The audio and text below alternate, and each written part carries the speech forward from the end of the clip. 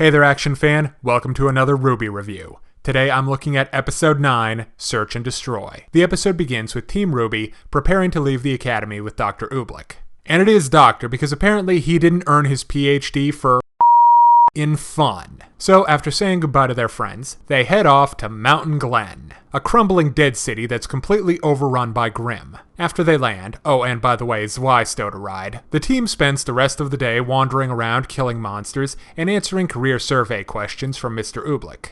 Doctor, he didn't spend 7 years in monster killing school to be called in Mister.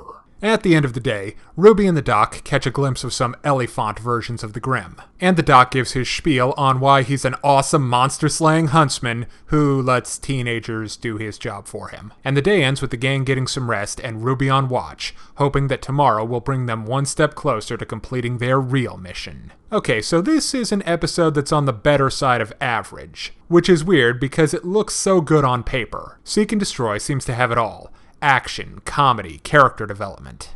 But it only feels like it hits 1 out of the 3 targets. Let's start by looking at the action. Sounds good. There are a couple of different fights, most of them against the same wolf-type Grimm. Each one of the ladies gets a chance to strut her stuff, but this is a cleanup job against clearly inferior foes. It's almost like Team RWBY is level grinding. Okay, team, we're going to the forest to kill boars. But it's not that bad. On to character development and world building. The new setting is neat. We haven't seen the girls wandering around a blasted cityscape before, and it's got an interesting backstory. But the moment of the episode is seeing the elephant-sized Grimm, and hearing Dr. Oobleck explain that as far as the Grimm go, soulless is not necessarily mindless.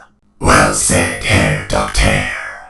But the character development just doesn't sit right. 'Cause it's all the Doc getting in people's faces and saying, "Give me your backstory, explain your motivations, characterize yourself, damn you." That's just a little bit awkward. But big thumbs up for the comedy, which is up to the usual high standards of RWBY, with random non sequiturs, a lot of character moments from Dr. Oobleck, some sparkling wordplay, and there's a puppy. You're easily distracted by small fuzzy things, aren't you? Who's a good boy? Who's a good boy? Private. Huh? Oh, right. It's time to break down the good and the bad in RWBY Episode 9, Search and Destroy. On the good side, the episode seems to have it all. Action, character development, world building, comedy, bullet points. Finally, you're speaking my language. Not that kind of bullet.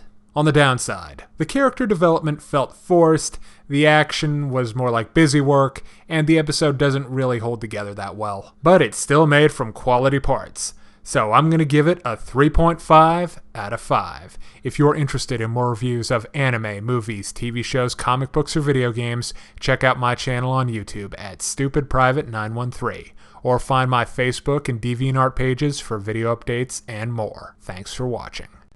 Hey kids, today's show is brought to you by the letter 4 and the number potato! I'm a stupid private.